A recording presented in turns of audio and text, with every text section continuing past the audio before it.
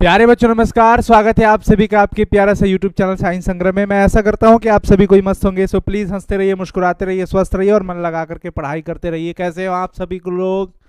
एक बार सभी बच्चे कमेंट सेक्शन में कमेंट करेंगे कि भैया आप हमारी आवाज को सुन पा रहे हो, यस और नो। ओ क्या बात है।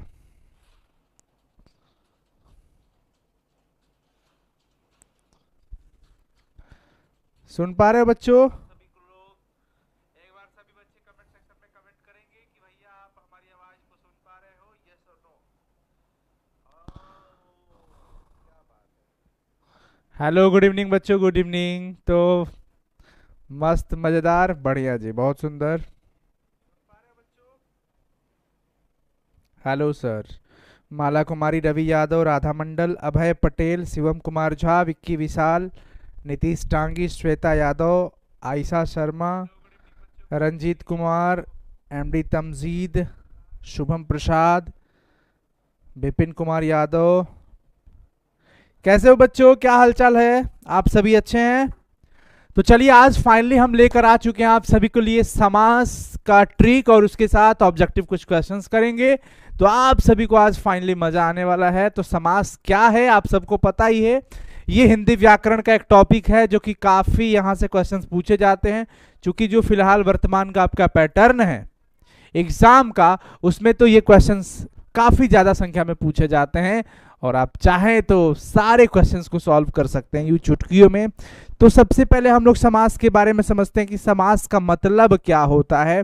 तो मैं एक चाहता हूं एक स्लाइड ले लूं और उस पर क्वेश्चन भी दिखेगा, तो आपको परेशान नहीं होना है। मुझे पता है आप एबीसीडी लगाओगे, लेकिन उससे पहले मैं बताऊं कि समास का जो मतलब होता है समास। अच्छा, अगर मैं इसकी अंग्रेजी में बात करूं तो अंग्रेजी में इसको कंपाउंड कहते हैं। क्या कहते हैं? कंपाउंड। अब आप अगर कंपाउंड को केमिस्ट्री में लेके जाते हैं तो यौगिक, और यौगिक क्या होता है? दो या दो से अधिक तत्वों का निश्चित रूप से मिश्रण, निश्चित अनुपात में मिश्रण। यानी कहीं ना कहीं ये भी जो है ना, समास का भी मतलब हो जाता है मिलन। अब कैसा मिलन भैया? सम्मिलन कह सकते हो, संक्षेप कह सकते हो, सम्मिलन कह दो अथवा संक्षेप कह दो। तो अब क्या मतलब हुआ सर? मैं बस ट्रिक की बात करूंगा, बहुत डिटेल में नहीं जाऊंगा, क्योंकि यहां से जो आपका बोर्ड एग्जाम का पैटर्न है क्वेश्चन का, वो ऑब्जेक्टिव टाइप है। तो मेरे दोस्त, मेरा यही मानना है कि आपको ऑब्जेक्टिव का वो ट्रिक दे दूं कि समास का क्वेश्चन देखते ही आप फटाक से आंसर लगा दीजिए। मेरा बस ये मानना है। तो बच्चों, अब यहां पर जैसे मैं कहता हूं राजा का पुत्र, बस सबसे छोटा सा एग्जाम्पल, राजा का पुत्र। अब इसका संक्षेप करना है। क्या करना है? संक्षेप करना है। सम्मिलन कर दीजिए ना। राजा का पुत्र का मतलब हो गया राजपुत्र। फिर हमने कहा जैसे भैया विद्या का घर या विद्या का आलय, इतना का के की कौन करे? इन विभक्ति चिन्ह को स्किप कर दीजिए, हटा दीजिए। तो विभक्ति चिन्ह वगैरह को, कुछ शब्दों को छोड़ करके जो आपके पास आ जाएगा वो क्या आ जाएगा? विद्यालय। देवताओं का घर, देवालय। तो बच्चों आप क्या करते हैं? राजा की कन्या, राजकन्या। अब सुनिए, आप ना जब भी ऐसी चीजों को पढ़ोगे समझोगे तो आपको एक चीज समझ में आएगा कि विभक्ति चिन्ह छुपा रहता है।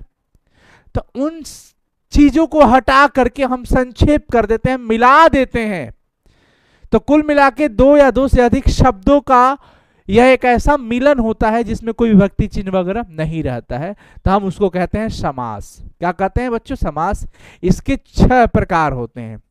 6 प्रकार टोटल होते हैं, यानी कि समास कितने प्रकार के होते हैं? 6। मोटा मोटी स्तर पे एक हमारे पास अव्ययी भाव समास हो जाता है, दूसरा हमारे पास हो जाता है द्विगु समास, तीसरा हमारे पास हो जाता है कर्मधारय समास। कर्मधारय, अंत तक आप लोग सेशन को देखिएगा, मजा आएगा। वैसे तो बहुत सारा हम इस पे करवाए हैं, पढ़ाए हैं ऑलरेडी। कर्मधारय हो जाएगा, उसके बाद आप पढ़ लीजिएगा तो द्वंद्व हो जाता है, उसके बाद क्या बच रहा है जी? अव्ययी भाव, अव्ययी भाव, तत्पुरुष समास बचेगा, फिर आपका बच जाएगा बहुव्रीहि। हालांकि ऊपर नीचे आगे पीछे हो सकता है, इसमें घबराने की जरूरत नहीं है। अव्ययी भाव, ट्रिक हमारा क्या होगा, बस यही समझिएगा।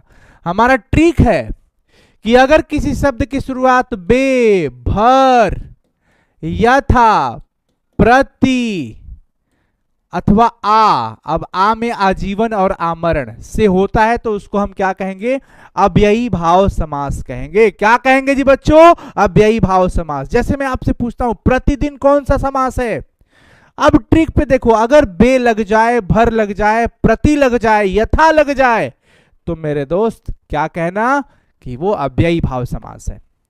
प्रतिदिन, प्रति शब्द लग गया ना, अव्ययी भाव लगा दीजिए, क्योंकि ट्रिक की बात कर रहे हैं हम लोग। यथाशक्ति, यथाशक्ति शब्द में कौन सा समास है, मैंने सोचा यार अनुसर बोले थे यथा शब्द लगा है तो अव्ययी भाव, तो यथा लगा हो अव्ययी भाव लगा दीजिएगा। क्लियर है बच्चों। इसके अलावे कुछ शब्द वैसे होते हैं जो द्वंद्व समास की तरह तो दिखते हैं पर द्वंद्व होते नहीं है। वो कौन से शब्द होते हैं, जैसे रिपीट, सेम वर्ड दो बार हो, सेम शब्द, समान शब्द, जैसे बातों बात, बातों बात में, रातों रात, हाथों हाथ, तो ऐसे शब्द को भी हम अव्ययी भाव समास कहेंगे।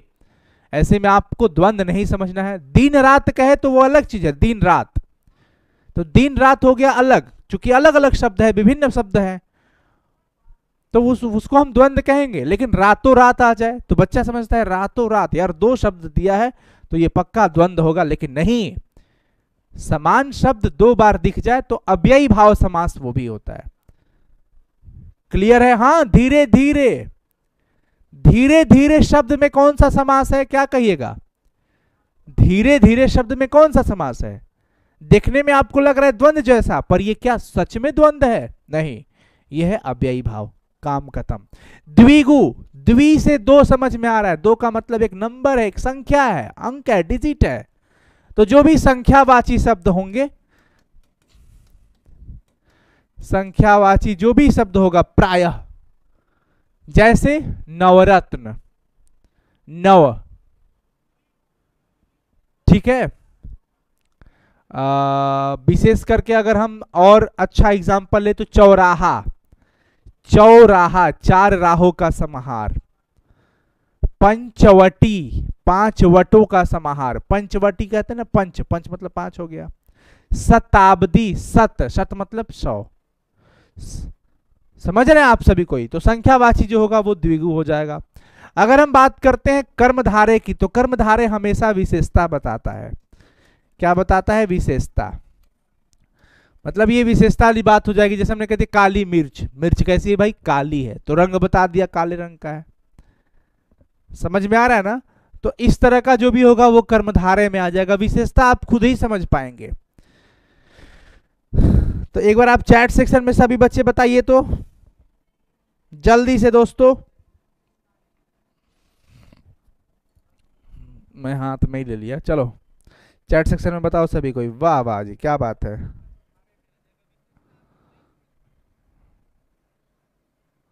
हाँ ठीक है, ठीक है। आगे देखिए, अगर आपसे कह दिया गया भैया सज्जन, क्या कह दिया गया, सज्जन, तो सतजन। नवयुवक कह दिया गया, युवक कैसा है भैया, नव है, नव मतलब नया युवक है, विशेषता बता रहा है। अगर आपसे कह दिया गया मान लीजिए महावीर, यानी कि वीर कैसा है भैया, महान है, वो महान वीर है, विशेषता वाली बात आ गई। और कभी भी जब आप जोड़ी देख लीजिए, खूब सुंदर विभिन्न शब्दों की जोड़ी देख लीजिए, माता पिता, भाई बहन, दाल रोटी, लोटा डोरी, ऐसी खूब सुंदर जोड़ियां जब भी दिख जाए, जब भी सुंदर जोड़ियां दिख जाए बच्चों, तो क्या कह देना है जी, द्वंद्व समास कह दीजिएगा। और तत्पुरुष समास में विभक्ति चिन्ह को हटा दीजिएगा, तत्पुरुष है।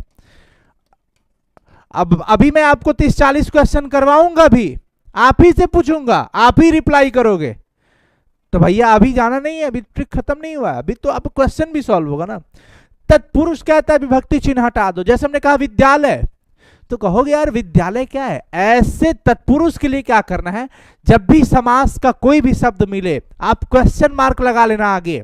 हमने कहा चलो खड़ा हो जाओ, किसको मैंने बोल दिया, चलो मैंने बोल दिया बिमलेश जी को, बिमलेश भैया खड़े हो जाओ। हाँ सर मैं खड़ा हो गया। बिमलेश बताओ विद्यालय कौन सा समास है। आप तुरंत कहो विद्यालय। विद्यालय मतलब क्या होता है, यानी विद्या का आलय। तो का शब्द छुपा हुआ है ना, तत्पुरुष लगा देना। हमने कहा चलो जी आप खड़े हो जाइए, गौतम जी खड़े हो जाओ। गौतम जी खड़े हो गए। हाँ सर बताइए। बोले बताओ गौतम, रसोई घर कौन सा समास है। सोचोगे सर रसोई घर, अच्छा यानी कि रसोई का घर, तो का के की यानी कुछ ना कुछ चिन्ह छुपा रहता है उसमें, उस चिन्ह को हटा देना है हमें। तो ये हो गया रसोई का घर, तो का छिपा हुआ था हटा दिया था और दोनों को मिला दिया था रसोई घर, तो तत्पुरुष समास है। यही तो पूछेगा ना, अब तत्पुरुष के भेद में थोड़ी जाना है। इसके अलावा आपसे अगर कह दिया गया, अब क्या कह दिया गया, उसके अलावा आपसे पूछ दिया गया कामचोर। मैंने किसी को खड़ा किया, बेटा खड़ा हो जाओ, मैं या दोस्त मेरे खड़े हो जाओ, क्या, तो भैया मैं आपसे पूछता हूं कि बताइए कामचोर कौन सा समास है, क्या बोलोगे। कामचोर का मतलब काम से जो चोरी करे उसी को कामचोर कहते हैं। हाँ यानी से, काम से चोरी करना कामचोरी है। इसका मतलब से छिपा हुआ था इसमें, तो वो तत्पुरुष समास है। हमने कहा खड़े हो जाइए, आप खड़े हो गए, कोई भी एक आदमी को मैं नाम नहीं लेता हूं। हाँ हिमालय भी तत्पुरुष समास होगा। मैं आदित्य को खड़ा किया, आदित्य खड़े हो जाओ। भैया आप बता दीजिए धनहीन कौन सा समास है। कहोगे यार धनहीन पूछ रहे हो सर, धनहीन का मतलब धन से हीन, अच्छा से छिपा हुआ था इसमें, तो विभक्ति चिन्ह जैसे भी आपको लग जाए कि यार इसमें छिपा हुआ है, कड़ाक से लगा दीजिए तत्पुरुष समास। क्या लगा दीजिए, तत्पुरुष समास। अब ये देख लीजिए, ये तो बहुब्रीहि मतलब बाहुबली, ये अजूबा लोग होते हैं, जैसे गजानन, लंबोदर जिसको आप कहते हैं, लंबोदर। अब लंबोदर लंबा है उधर जिसका अकेला गणेश जी, 10 आनंद 10 है आनंद जिसके रावण, चंद्रमौली जिसके माथे पे चंद्रमा हो शंकर भगवान जी। तो ये बाहुबली लोग होते हैं, मतलब ये दुनिया में एक दिखेंगे, अकेला दिखेंगे। तो ऐसे शब्दों को हम क्या कहते हैं, बहुव्रीहि समास, यानी कि VVIP, very very important person, बाहुबली होते हैं ये लोग। वीणापाणी, चक्रपाणी, तो ये एक स्पेशल व्यक्ति को बताता है, स्पेशल व्यक्तित्व को बताता है, इसलिए स्पेशल पर्सन होते हैं। बहुव्रीहि समास, बात ही खत्म। अब मैं गारंटी के साथ कहता हूं कि अब आपसे एक भी क्वेश्चन पूछ लिया जाए समास का नहीं छूटेगा, दावे के साथ कह सकता हूं। अब डिपेंड करता है कि आप कितना क्वेश्चन सॉल्व कर पाते हैं। ज्यादा से ज्यादा क्वेश्चन आपको सॉल्व करना चाहिए।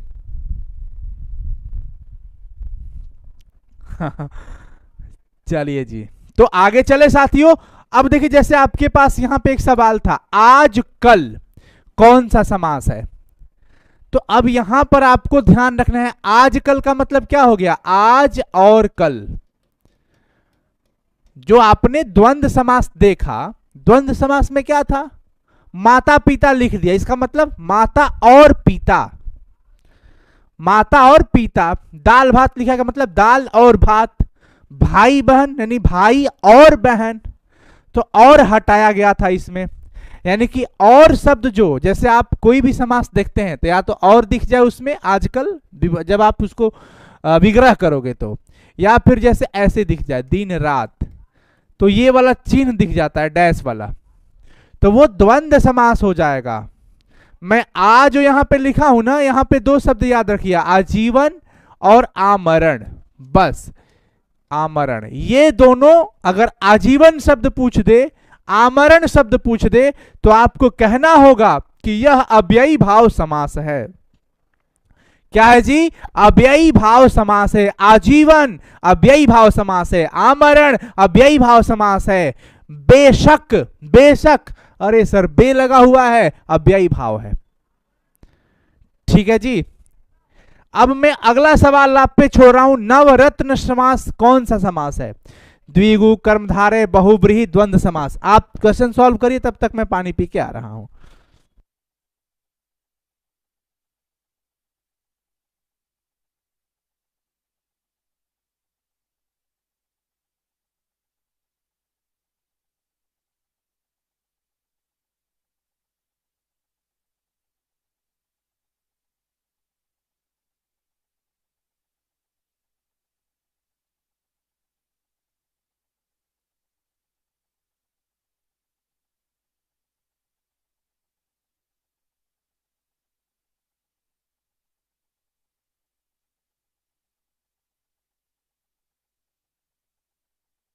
हाँ जी बच्चों, ठीक है, हो गया। बस तो द्विगु आपने लगा दिया, इसमें कोई दिक्कत वाली बात है नहीं है। अगला देख लीजिए, हाथ पैर कौन सा समास है। अभी आपके बोर्ड एग्जाम के क्वेश्चन है। हाथ पैर कौन सा समास है, डैश वाला चिन्ह दिख रहा है एक तो, हाथ पैर। अब ये खूब सुंदर जोड़ी है, अब जोड़ी को द्वंद्व कह लीजिए। अब द्वा द्वा, इसका ट्रिक क्या है, द्वा द्वा यानी कि द्वा शब्द दो बार दिख गया, यानी कि दो लोग होने चाहिए, जोड़ियां होनी चाहिए। तो खूब सुंदर जोड़ी दिख जाए बस समझ जाना कि वो क्या होगा, द्वंद्व समास हो जाएगा। तो अपना 3 नंबर का सही जवाब क्या होगा जी, ए हो जाएगा। अगला देख लीजिए, काम चोर कौन सा समास है, जो कि आपने अभी तुरंत सॉल्व किया। काम चोर कौन सा समास है। अब यहां पे कह रहा है काम चोर, यानी कि जो काम से चोरी करे, जो काम से चोरी करे उसी को तो काम चोर कहते हैं ना। है घर में जब आप काम, पापा मान लो काम देके गए कि बेटा हम जा रहे हैं, थोड़ा आ रहे हैं, आने में 3-4 घंटे लगेंगे, तब तक ये सब काम तुम निपटा के रखना। हम लगे हैं फोन वोन में, चाहे दोस्तों के साथ चल गए मजे करने, आए पिताजी आए घर पे, देखे कि कोई काम नहीं हुआ है। आए कहाँ गई रहा है, ऐजे रनी है, ऐजे रहा एकदम काम चोरे हो गिल बड़ा, काम धाम होत नहीं है, कह के गई रही है जाई पूरा काम खत्म कर दिया, हम आओ तनी तनी ऑफिस से, हैं काम चोर हो गिल बड़ा, 1 नंबर के, 1 नंबर का काम चोर हो गया है। ऐसा आप सुने होंगे जो काम से चोरी करे, तो भैया विभक्ति चिन्ह को हटा दिया और इसको गायब करने के बाद डायरेक्ट लिख दिया काम चोर। ओए होए होए होए, यही तो है तत्पुरुष समास, यही तो है तत्पुरुष समास। इसके अलावा एक समास होता है नैय समास, जो कि बच्चों ये नकारात्मक शब्द होते हैं, नकारात्मक शब्द होते हैं, इसमें नकारात्मकता दिखेगी। जैसे हमने कह दिया क्या, मतलब इसमें ना आपको निगेटिव शब्द दिखेगा। हंस रहे, चैट निकाल लें, वाह बहुत बढ़िया, बढ़िया है, बढ़िया, बहुत सुंदर। चले जी, अब जैसे नकारात्मकता की अगर हम बात करते हैं तो हम कह दिए अचल, ये विपरीत शब्द है, चल का उल्टा क्या हो गया, अचल, अ लग के इसको निगेटिव बना दिया, तो हम कहेंगे कि ये कौन सा समास है, नैय समास है। हमने कह दिया अकर्म, अब कर्म का उल्टा हो गया ना अकर्म, कर्म का उल्टा क्या हो गया, अकर्म, नकारात्मक हो गया ना, तो इसको क्या कहेंगे, नैय। हमने कह दिया अज्ञात, जो ज्ञात नहीं है, अज्ञात है, अलग के क्या कर दिया, उसको निगेटिव बना दिया, तो ये नैय समास है। तो एक समास ये भी याद रखिएगा। वैसे ये कामचोर जो है वो तत्पुरुष समास हो जाएगा, इसमें कोई दो राय वाली बात नहीं है। अगला सवाल है धनहीन शब्द कौन सा समास है। यहां पर आप गौर करिए, धनहीन लिखा गया है, मतलब धन से हीन, जिसके पास धन ना हो, जिसके पास धन ना हो, और विभक्ति चिन्ह को गायब कर दिया, और गायब करने के बाद क्या लिख दिया, दोनों को मिला के लिख दिया धनहीन। यानी कि ऐसे समास को हम लोग क्या नाम देते थे साथियों, तत्पुरुष समास। ऑप्शन ए हो जाएगा जी, क्या हो जाएगा जी, ऑप्शन ए। समझ आ गया, कोई दिक्कत परेशानी नहीं, बहुत सुंदर।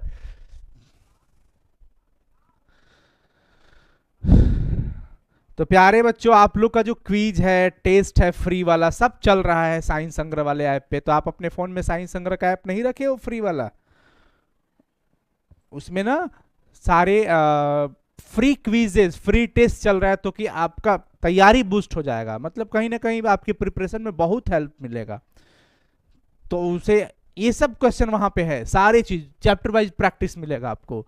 रामानुज शब्द कौन सा समास है भाई, ये रामानुज का मतलब हो जाता है राम का अनुज, राम के अनुज को रामानुज कहते हैं।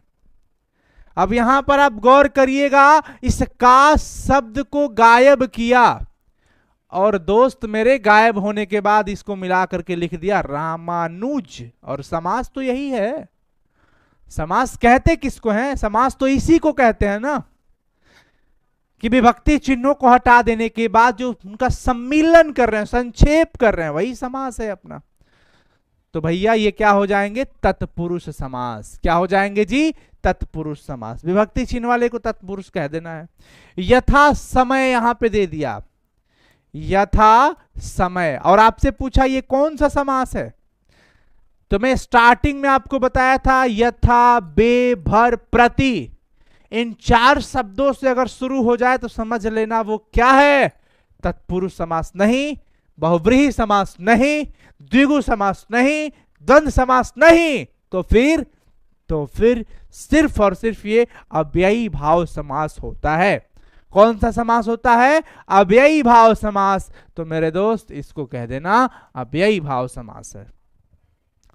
त्रिलोक शब्द, 3 लोक, त्रिलोक कौन सा समास हो जाएगा, त्रिलोक का मतलब 3 लोक। आर्ट्स का भी टेस्ट सीरीज है, आर्ट्स के भी बच्चे साइंस संग्रह के ऐप पे जाकर के टेस्ट अपना वो कर सकते हो, फ्री क्विज है, फ्री टेस्ट है। करना क्या है, आगे चले जी। त्रिलोक शब्द कौन समास है, बहुब्रीहि, द्विगु, कर्मधारय, तत्पुरुष। 3 लोक, 3 नंबर है, संख्यावाचक हो गया, संख्यावाची के लिए द्विगु समास लगा देंगे। अगला सवाल है अनादर शब्द कौन सा समास है, अनादर।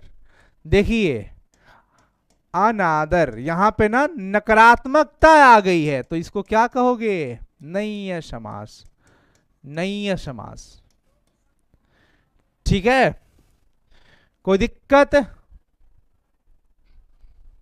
भाई, आप लोग आंसर तो लगा रहे हो, लगा रहे हो, बढ़िया जी, बढ़िया बढ़िया।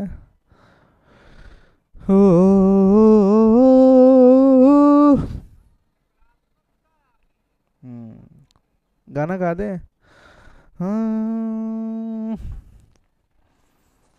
प्यार झूठा था जताया ही क्यों, ऐसे जाना था तो आया ही क्यों। बस मजा लेते रहिए थोड़ा थोड़ा। पीतांबर, पीला है अंबर जिसका, भैया आप तो पकड़ लेंगे आप, वे भी आई लोग होते हैं, ये बाहुबली लोग होते हैं, तो बहुब्रीहि समास कह लेंगे इनको। चक्रपाणी, जिसके हाथ में चक्र हो, क्या कहोगे, झूठा था जताया ही क्यों ना, जिसके हाथ में चक्र हो, वीआईपी लोग हैं ये। अब वीणा पाड़ी, जिसके हाथ में वीणा हो, पढ़े हो ना, अनेक शब्दों के लिए एक शब्द, तो ये वीआईपी लोग हैं, ये किसी एक की ओर इशारा कर रहे हैं, मां सरस्वती की ओर इशारा है वीणा पाड़ी का।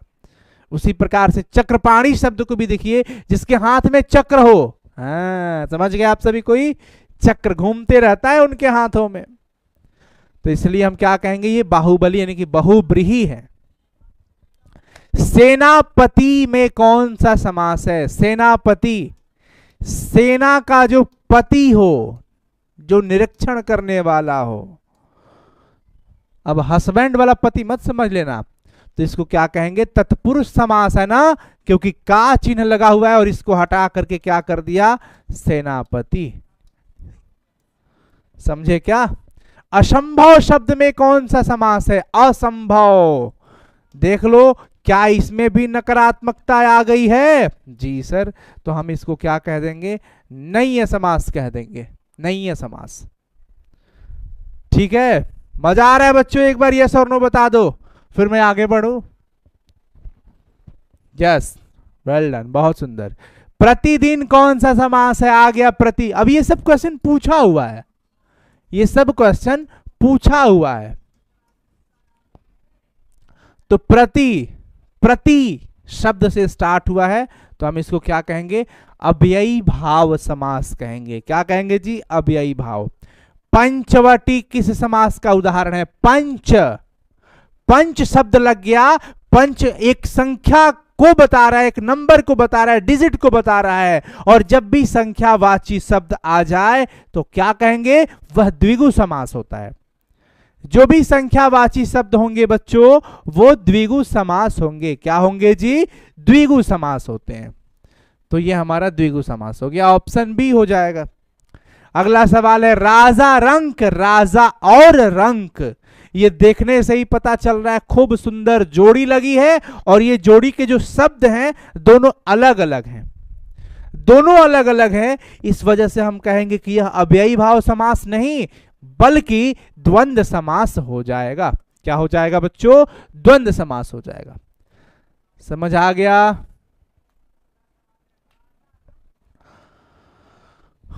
गजानन किस समास का उदाहरण है भैया? अब गजानन का मतलब तो आप समझ गए ना कि ये किन की तरफ लेके जा रहा है, लंबोदर किन की तरफ लेके जाएगा?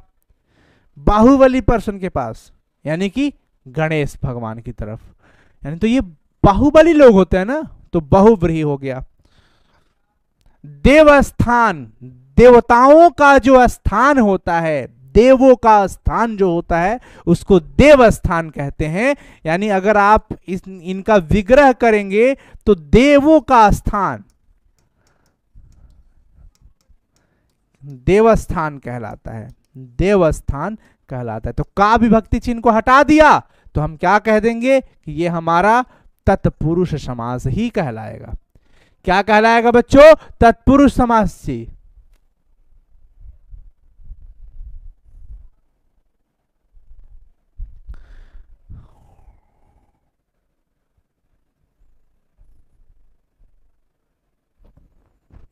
अब देखिए कई बार ऐसे होते हैं कि द्विगु और बहुव्रीहि एक जैसे लगते हैं, तो वहां पे ऑप्शन भी ध्यान में रखना पड़ता है। दो ऑप्शन ऐसे नहीं देगा, एक ही देगा।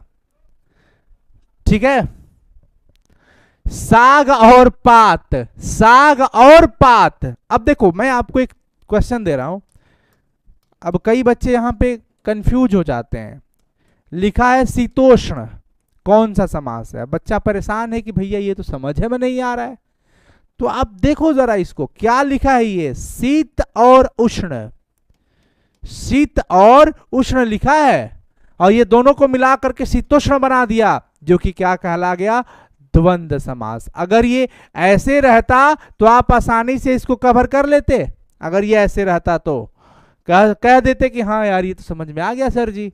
ठीक है, साग पात, साग पात, तो आप आसानी से कह देते द्वंद्व है, और वैसे भी अभी भी द्वंद्व है।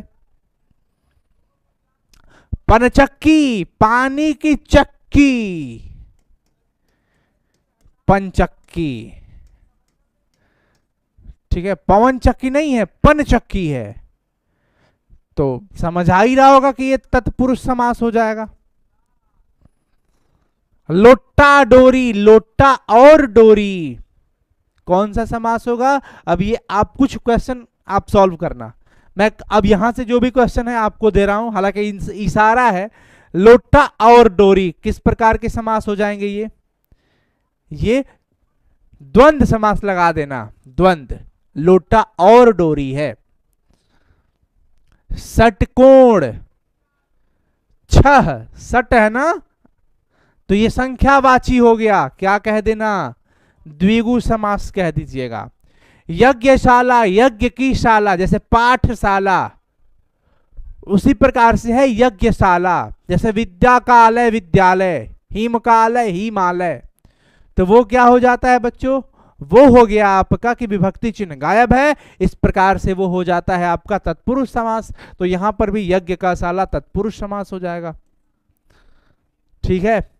यथासाध्य, जैसे आपने पढ़ा कि यथा शब्द से कोई शब्द की शुरुआत हो जाए तो हम क्या कह देंगे उसको? कि वो अव्ययी भाव समास है। क्या है बच्चों? अव्ययी भाव समास है। तो यथा संभव, यथा शक्ति, यथासाध्य, ये सब जो भी शब्द आपको मिल रहे हैं ये यथा शब्द से शुरुआत है, अतः हम इसको क्या कह देंगे? अव्ययी भाव समास कह देंगे। क्या कह देंगे?